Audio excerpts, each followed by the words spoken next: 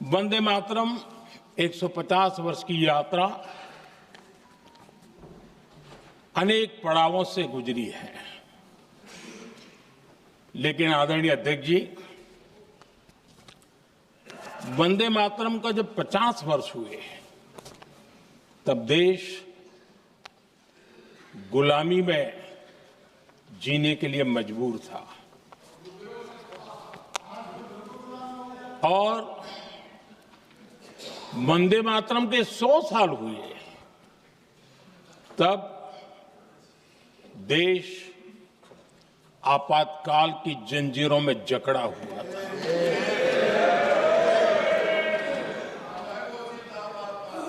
जब वंदे मातरम 100 साल के अत्यंत उत्तम पर्व था, तब भारत के संविधान का गला घोंट दिया गया था। जब वंदे मातरम 100 साल का हुआ, तब देशभक्ति के लिए जीने मरने वाले लोगों को जेल के सलाखों के पीछे बंद कर दिया गया था। जिस वंदे मातरम के गीत ने देश को आजादी की ऊर्जा दी थी, उसके जब 100 साल हुए तो दुर्भाग्य से एक काला कालखंड हमारे इतिहास में उजागर हो गया। हम लोकतंत्र के गिरोह में थे।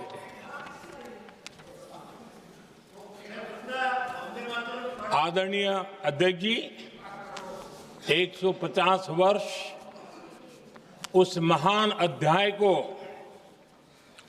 उस गौरव को पुनः स्थापित करने का अवसर है और मैं मानता हूं सदन ने भी और देश ने भी इस अवसर को जाने नहीं देना चाहिए। यही वंदे मातरम है जिसने 1947 में देश को आजादी दिलाई। स्वतंत्रता संग्राम का भावात्मक नेतृत्व इस वंदे मातरम के जयघोष में था। आदरणीय अध्यक्ष जी, आपके समक्ष आज जब मैं वंदे मातरम 150 निमित्त चर्चा के लिए आरंभ करने खड़ा हुआ हूं, यहां कोई पक्ष प्रतिपक्ष नहीं है, क्योंकि हम सब यहां जो बैठे हैं एक्चुअली हमारे लिए रण स्वीकार करने का अवसर है कि जिस वंदे मातरम के कारण लक्षावधि लोग आजादी का आंदोलन चला रहे थे और उसी का परिणाम है कि आज हम सब यहां बैठे और इसलिए हम सभी सांसदों के लिए, हम सभी जनप्रतिनिधियों के लिए वंदे मातरम के रण स्वीकार करने का ये पावन पर्व है।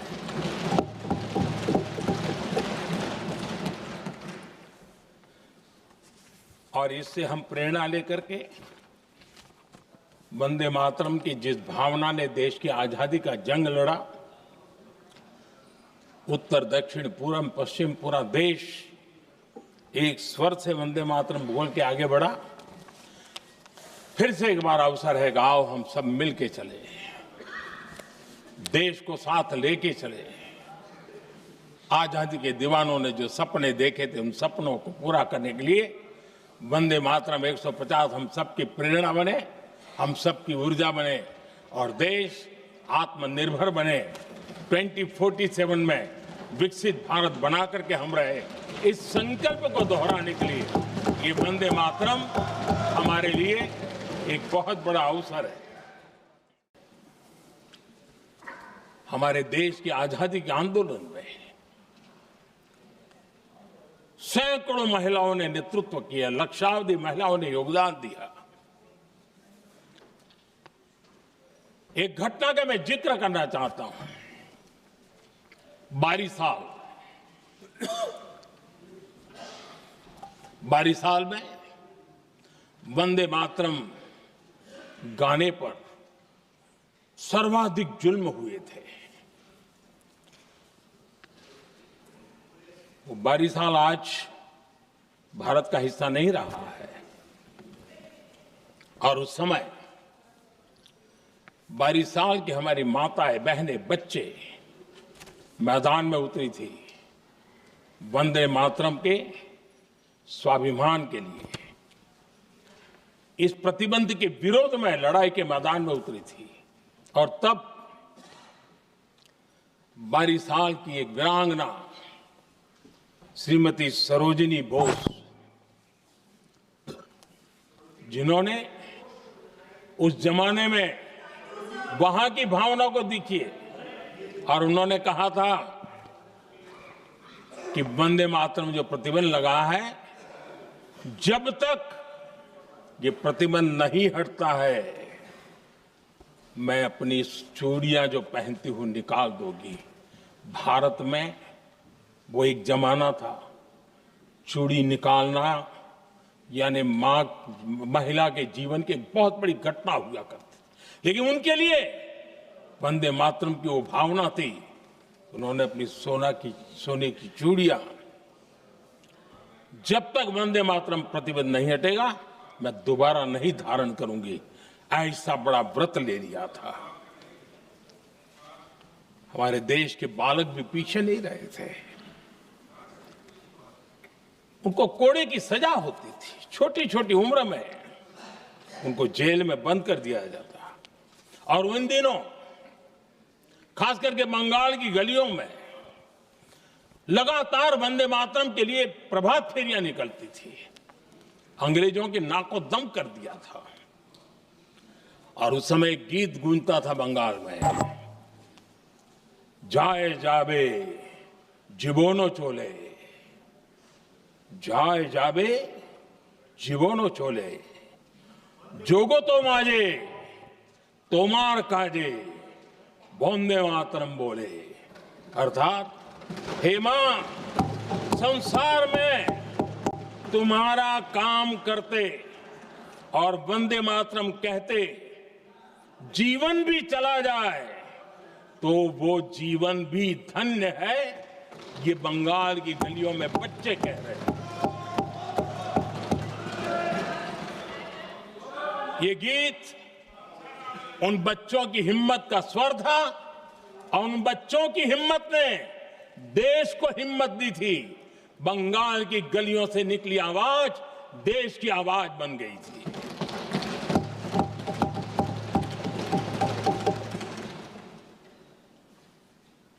उन्नीस 1905 में फरीदपुर के गांव में बहुत छोटी छोटी उम्र के बच्चे जब वंदे मातरम के नारे लगा रहे थे, अंग्रेजों ने बेरहमी से उन पर कोड़े मारे थे। यानी एक प्रकार से जीवन और मृत्यु के बीच लड़ाई लड़ने के लिए मजबूर कर दिया था। इतना अत्याचार हुआ था। 1906 में नागपुर में नील सिटी हाई स्कूल के उन बच्चों पर भी अंग्रेजों ने ऐसे ही जुल्म किए थे। गुनाह यही था कि वो एक स्वर से वंदे मातरम बोल करके खड़े हो गए थे। उन्हें वंदे मातरम के लिए मंत्र का महात्म्य अपनी ताकत से सिद्ध करने का प्रयास किया था। हमारे जांबाज सपूत बिना किसी डर के फांसी के तख्त पर चढ़ते थे और आखिरी सांस तक वंदे मातरम, वंदे मातरम, वंदे मातरम, यही उनका भाव घोष रहता था। खुदीराम बोस, मदनलाल ढींगरा, राम प्रसाद बिस्मल, अशफाक उल्लाह खान, रोशन सिंह, राजेंद्र नाथ लाहिड़ी, रामकृष्ण विश्वास, अनगिनत जिन्होंने वंदे मातरम कहते कहते फांसी के फंदे को अपने गले पर लगाया था। लेकिन देखिए, ये अलग अलग जेलों में होता था। अलग अलग इलाकों में होता था। प्रक्रिया करने वाले चेहरे अलग थे, लोग अलग थे। जिन पर जुल्म हो रहा था उनकी भाषा भी अलग थी, लेकिन एक भारत श्रेष्ठ भारत, इन सब का मंत्र एक ही था, वंदे मातरम।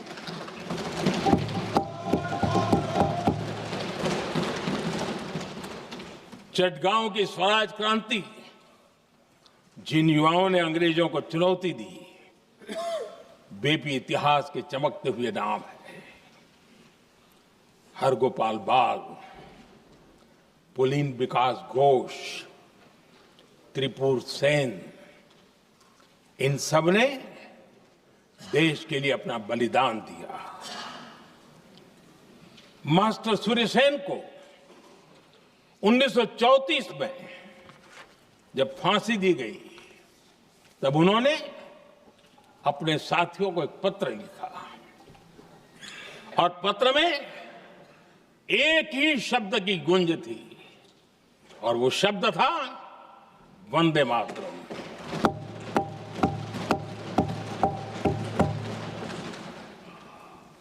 आदरणीय अध्यक्ष जी, हम देशवासियों को गर्व होना चाहिए।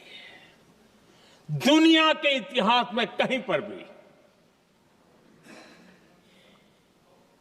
ऐसा कोई काव्य नहीं हो सकता, ऐसा कोई भावगीत नहीं हो सकता जो सदियों तक एक लक्ष्य के लिए कोटि कोटि जनों को प्रेरित करता हो और जीवन आहूत करने के लिए निकल पड़ते हो। दुनिया में ऐसा कोई भावगीत नहीं हो सकता जो वंदे मातरम। पूरे विश्व को पता होना चाहिए कि गुलामी के कालखंड में भी ऐसे लोग हमारे यहां पैदा होते थे जो इस प्रकार के भावगीत की रचना कर सकते थे। ये विश्व के लिए अजूबा है, हमें गर्व से कहना चाहिए, तब दुनिया भी मानना शुरू करेगी।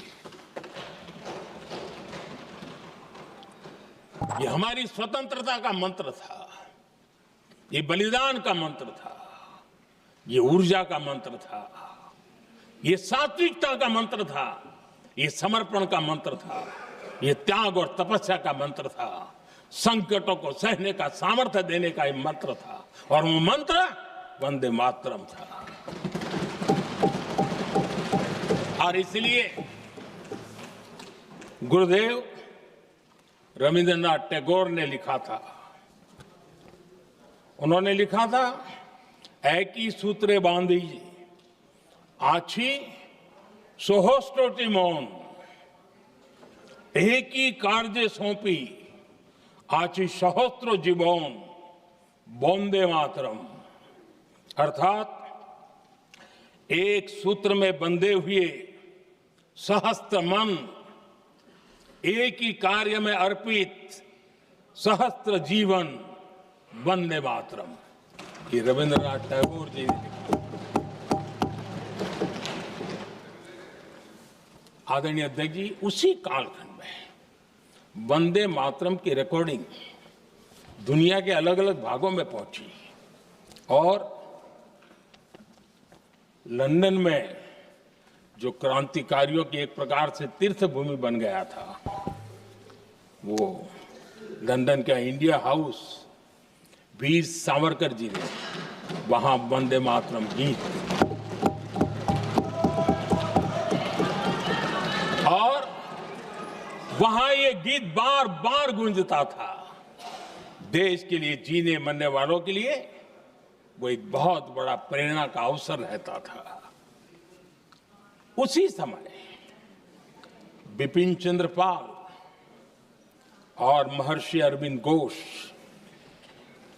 उन्होंने अखबार निकाले, उस अखबार का नाम भी उन्होंने वंदे मातरम रखा।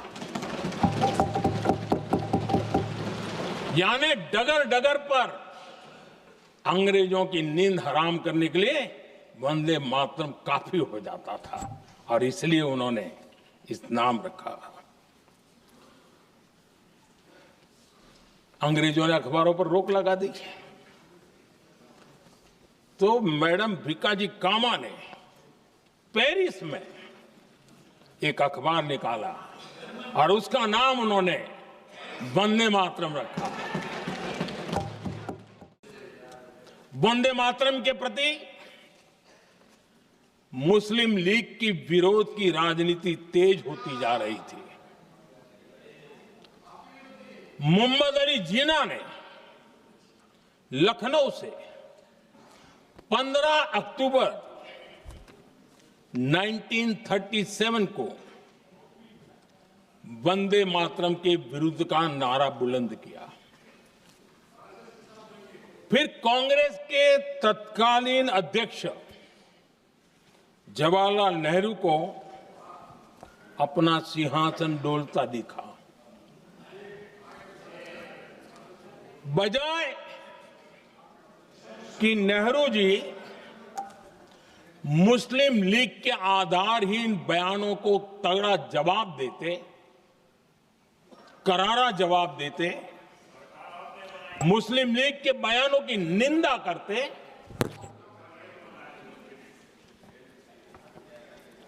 और वंदे मातरम के प्रति खुद की भी और कांग्रेस पार्टी की भी निष्ठा को प्रकट करते हैं। लेकिन उल्टा हुआ।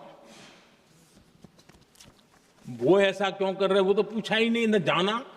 लेकिन उन्होंने वंदे मातरम की ही पड़ताल शुरू कर दी।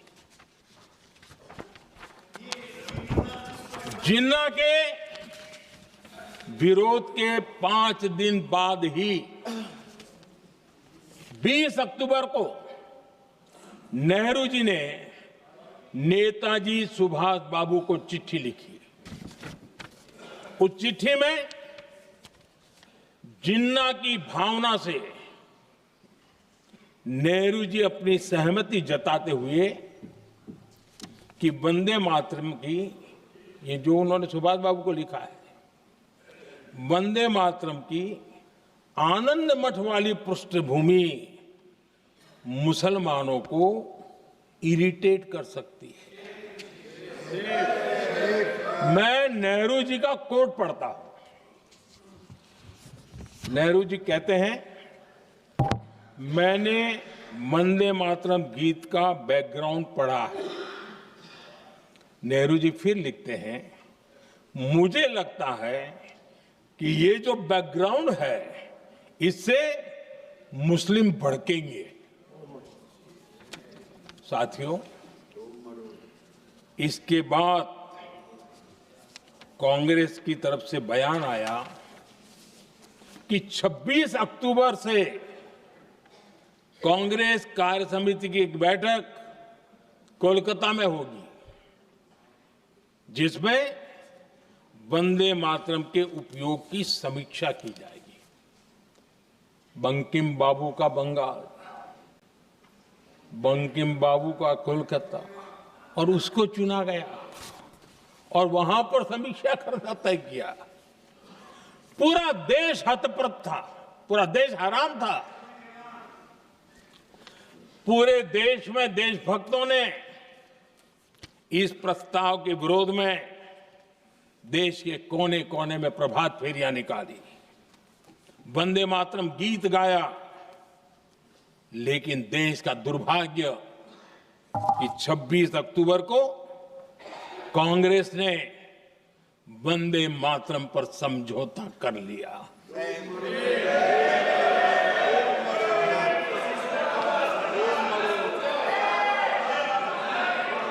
वंदे मातरम के टुकड़े करने के फैसले में, वंदे मातरम के टुकड़े कर दिए। उस फैसले के पीछे नकाब ये पहना गया, चोला ये पहना गया कि ये तो सामाजिक सद्भाव का काम है। लेकिन इतिहास इस बात का गवाह है कि कांग्रेस ने मुस्लिम लीग के सामने घुटने टेक दिए और मुस्लिम लीग के दबाव में किया। और कांग्रेस का ये तुष्टीकरण की राजनीति को साधने का एक तरीका था। आदरणीय अध्यक्ष जी, तुष्टीकरण की राजनीति के दबाव में कांग्रेस वंदे मातरम के बंटवारे के लिए झुकी। इसलिए कांग्रेस को एक दिन भारत के बंटवारे के लिए झुकना पड़ा।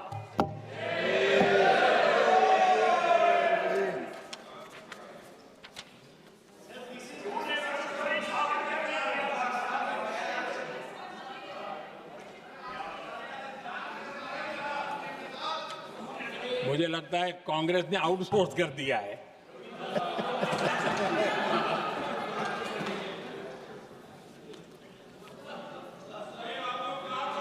दुर्भाग्य से कांग्रेस की नीतियां वैसी की वैसी थी है, और इतना ही नहीं, आईएनसी चलते चलते एमएमसी हो गया है।